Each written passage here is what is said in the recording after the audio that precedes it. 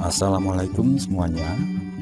Sebelumnya saya ucapkan terima kasih karena masih terus mengikuti cerita bergambar di channel ini. Dan untuk kawan-kawan yang belum subscribe ke channel ini, dukung saya ya.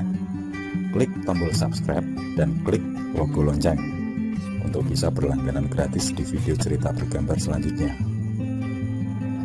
Oke, sebagai imbalannya kali ini saya akan coba menggambar sekaligus bercerita tentang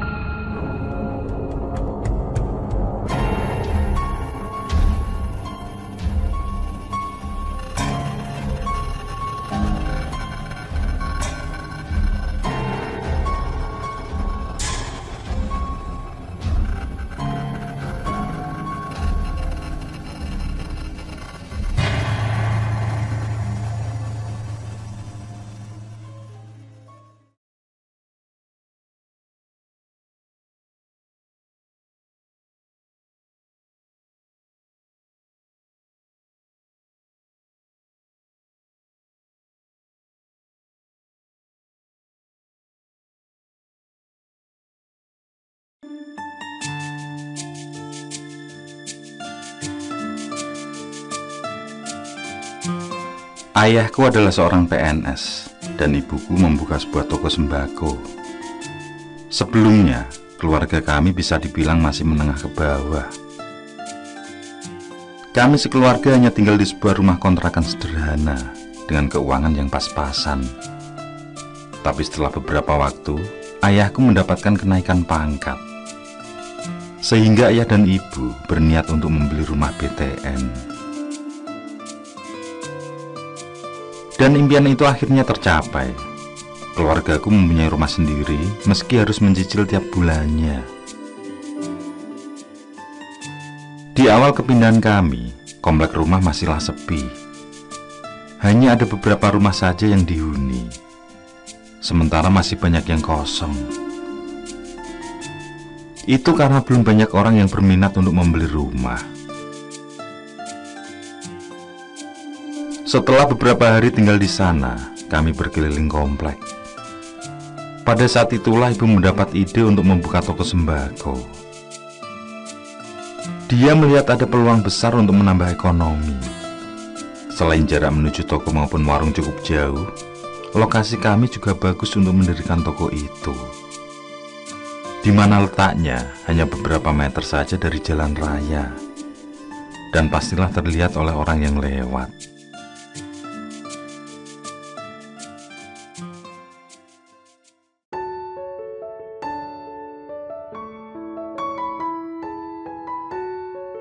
Dengan persiapan yang matang, akhirnya ibu mulai berjualan. Dan apa yang ada di benak kami benar adanya. Kios ibu ramai pembeli, sehingga setiap minggunya belanjaan di toko semakin lengkap. Beberapa tahun kemudian kios sudah besar dan dikenal masyarakat. Kondisi ekonomi keluargaku semakin membaik. Bahkan bisa memperluas bangunan rumah, serta bisa membeli beberapa lahan tanah, motor, dan perabotan rumah tangga. Dengan bertambah baiknya kondisi ekonomi keluarga kami, datanglah malapetaka yang akan aku ingat sepanjang hidupku.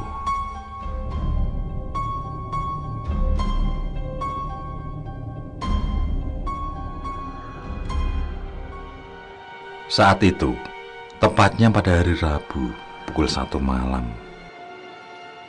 Di mana ayah, ibu, dan adikku tidak ada di rumah karena menghadiri acara keluarga di kampung. Sedangkan aku tidak ikut karena sedang ada tugas sekolah. Setelah selesai makan malam, aku memilih untuk segera tidur. Entah mengapa rasa kantuk datang begitu kuat malam itu. Tepat pukul 1 dini hari, aku terpaksa harus membuka kedua mataku karena merasa ingin buang air kecil. Saat itu pula lah aku mencium aroma busuk yang membuat perutku mual sampai mau muntah. Aroma busuk yang sangat menyengat disertai bau kemenyan yang sangat menusuk. Bau-bau itu berhasil membuat mata dan otakku langsung tersadar sepenuhnya, membuat bulu kuduku berdiri merinding hingga membuatku hal-hal aneh yang sedang terjadi. Akhirnya dengan memberanikan diri, aku mencari sumber aroma yang semakin lama semakin menyengat. Aku mulai mengesampingkan kebelet pipis, lalu mulai melangkah keluar kamar. Tidak ada hal yang mencurigakan, tidak ada bangkai tikus maupun kucing yang kutemui, termasuk kemenyan yang menyengat.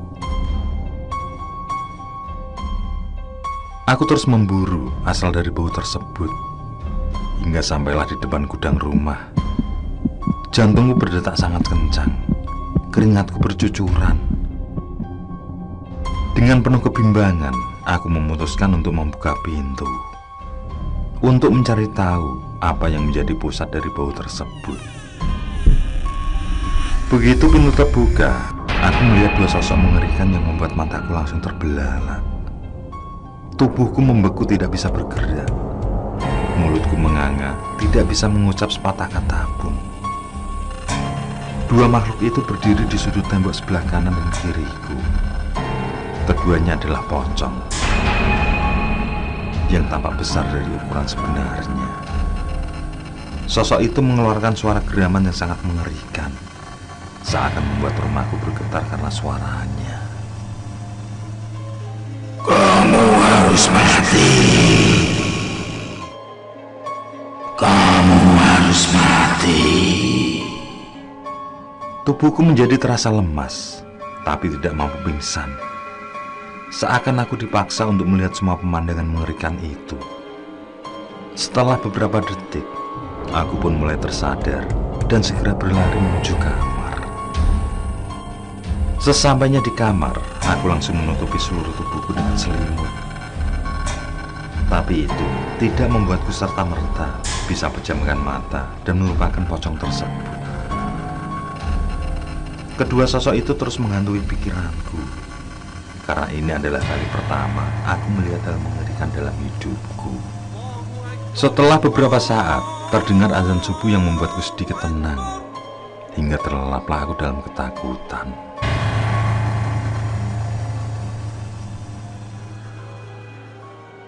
Saat terbangun pukul 11 siang, keluargaku sudah berada di rumah. Terdengar suara mereka yang sedang berada di ruang keluarga, saling bercerita tentang keadaan saudara kami di kampung, juga kemeriahan pesta di acara tunangan paman. Segera, aku beranjak dari kasur untuk bergabung bersama mereka. Kejadian semalam yang seakan mengejar memutuskan aku untuk menceritakannya pada orang tuaku. Tapi ayah justru menertawakan aku dan berkata kalau itu hanyalah mimpi. Menurut ayah, semenjak pindah ke rumah ini, sama sekali tidak ada yang mengalami gangguan seperti yang aku ceritakan. Aku terdiam, kesal karena tidak bisa membuat mereka menjadi percaya dengan apa yang aku alami.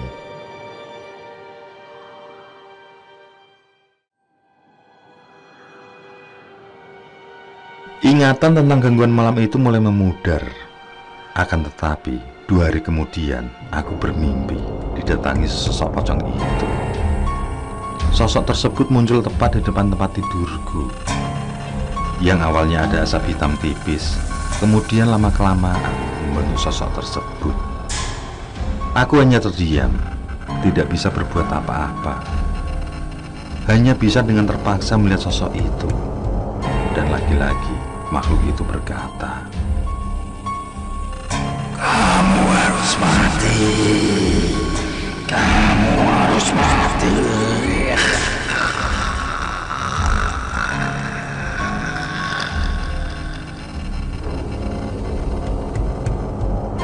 Kemudian mengeram dan seketika itu kamarku berubah menjadi pemakaman. Aku pun terbelalak kaget setelah melihat sebuah nisan yang telah tertulis namaku di sana. Di saat itulah aku terbangun dengan baju dan spray yang sudah basah oleh keringatku. Diikuti dengan nafas yang terengah-engah tidak beraturan.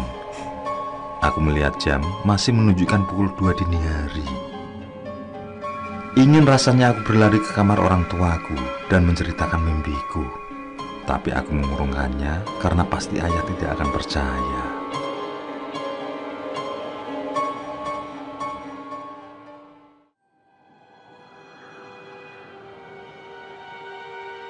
Setelah mendapat gangguan-gangguan itu, aku putuskan nongkrong bersama teman-teman, mencoba menghilangkan bayangan yang terus mengikuti. Tepat pukul 8 malam, aku membonceng temanku menuju tempat nongkrong. Tapi tidak seberapa jauh kami mengendarai sepeda motor, tiba-tiba mataku terasa gelap. Dan saat itu juga aku mendengar suara tabrakan. Kami menabrak motor yang membuatku pingsan seketika.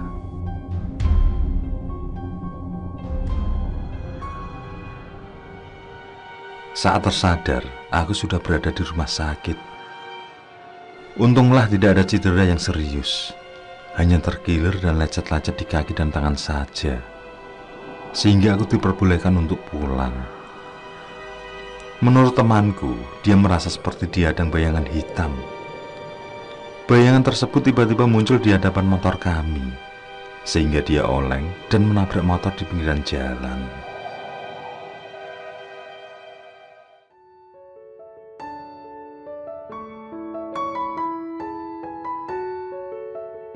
Sebulan setelah kecelakaan itu, ayah mengajak berlibur ke suatu pemandian dengan pemandangan yang indah.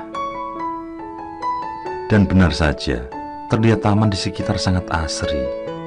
Tampak juga barisan pohon cemara yang menambah keasriannya. Nadi, rokok ayahmu ketinggalan tadi. Tolong belikan sebentar ya. Panggil ibu menyuruh. Aku yang belum puas menikmati pemandangan sekitar segera beranjak. Aku menyeberang jalan menuju kios di sana. Tapi saat berada di tengah jalan, tiba-tiba muncul anjing besar berwarna hitam. Anjing itu mendekat ke arahku dengan sangat mengerikan. Sontak, aku menghentikan langkah. Begitu akan berbalik arah, sebuah sepeda motor lebih dulu menghajarku. Rasanya sangat sakit dan perih luar biasa. Kaki kiriku patah, kepalaku bocor, dan badanku penuh luka. Dalam keadaan setengah sadar itu, sosok anjing tadi sudah menghilang. Mataku yang mengarah ke segala penjuru tidak menemukan anjing aneh itu.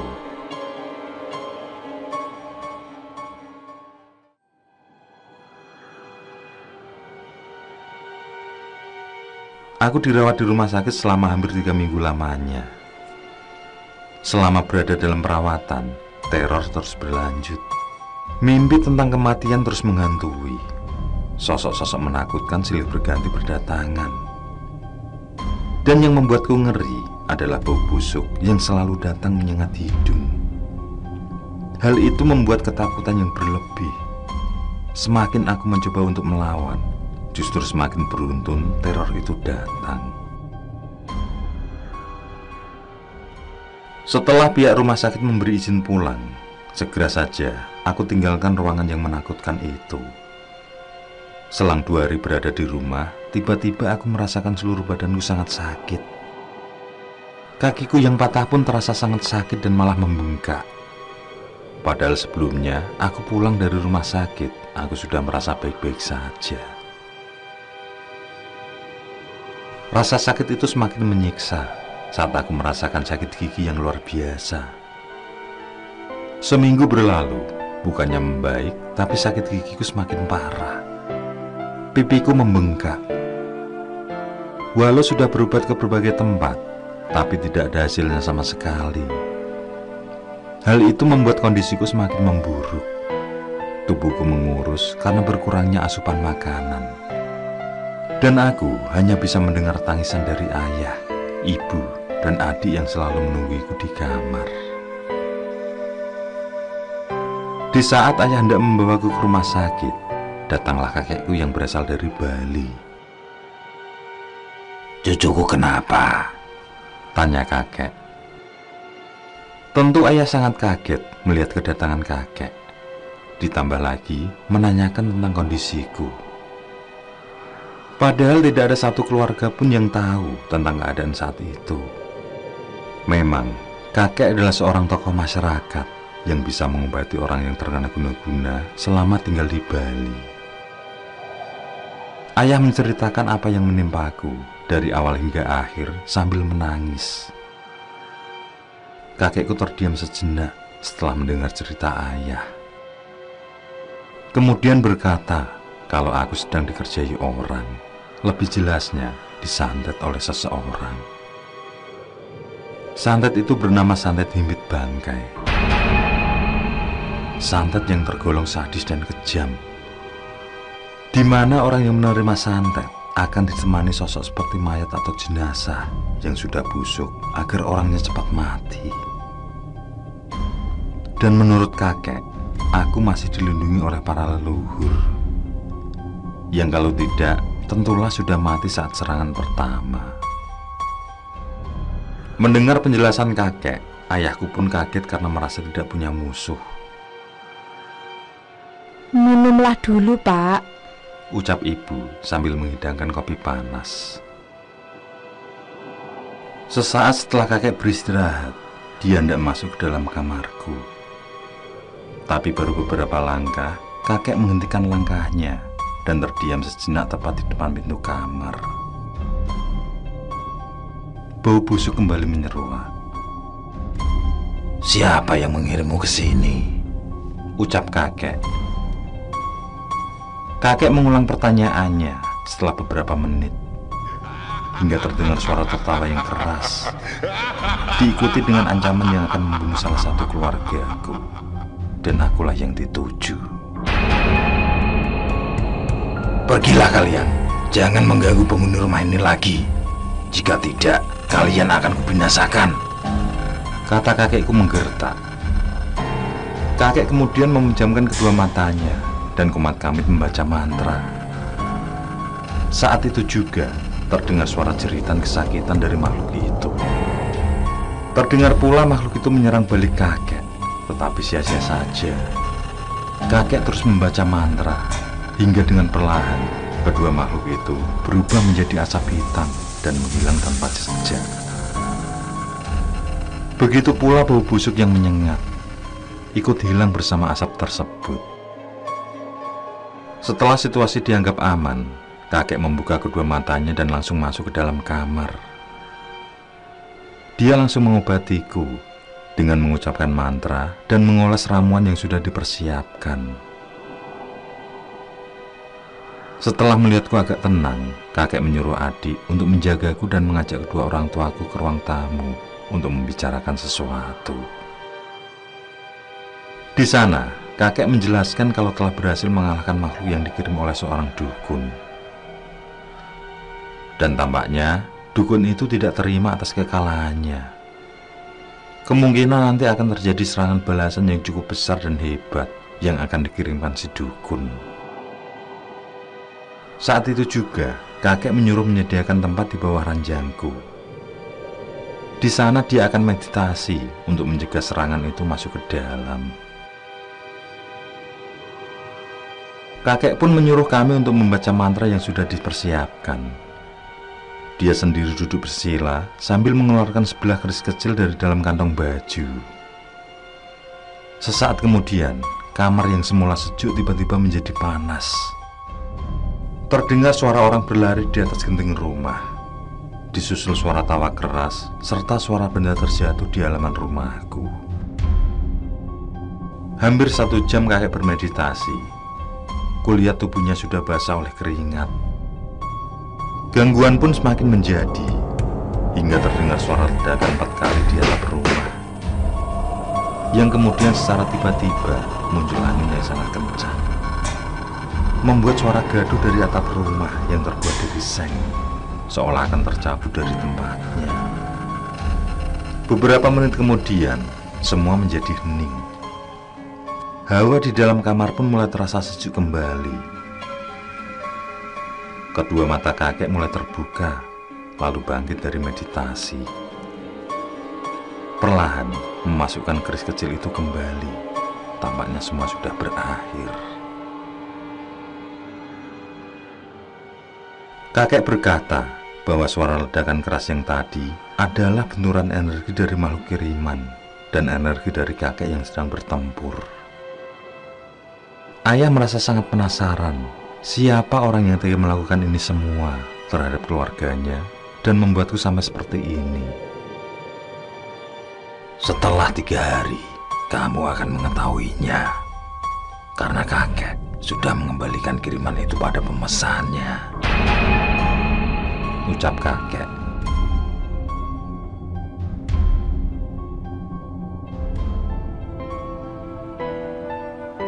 Benar saja, setelah 3 hari kami mendengar berita bahwa tetangga sebelah rumah kami mengalami kecelakaan yang membuat kedua kakinya lumpuh permanen. Tetangga yang jarang keluar rumah, jarang bertegur sapa, dialah dalam semua ini. Mereka iri dan sakit hati karena kemajuan ekonomi keluarga kami. Sedangkan mereka yang juga mempunyai kios setelah kios ibu, tidak ada perkembangan sama sekali. Bahkan terlilit hutang yang cukup banyak.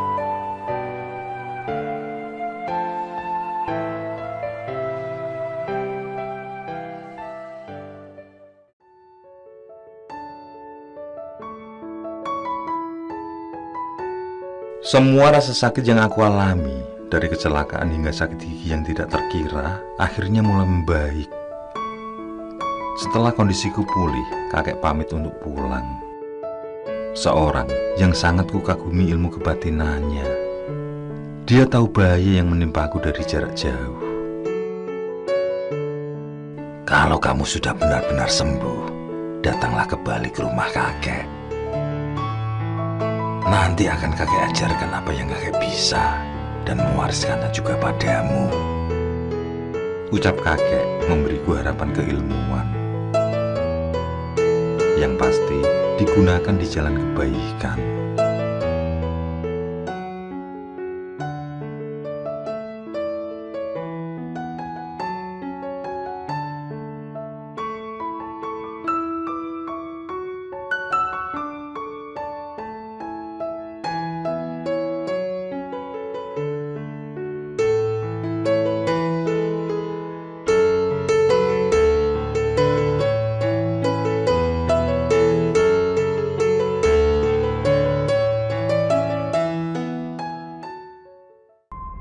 Oke, saya kira cukup cerita kali ini. Untuk cerita-cerita lainnya, silahkan buka di bagian video dalam channel ini, di playlist cerita bergambar. Sekali lagi terima kasih ya. Jangan lupa like, komen, share juga boleh. Dan untuk yang belum subscribe, langsung klik tombol subscribe. Semangat berkarya. Akhirul kalam. Wassalamualaikum warahmatullahi wabarakatuh.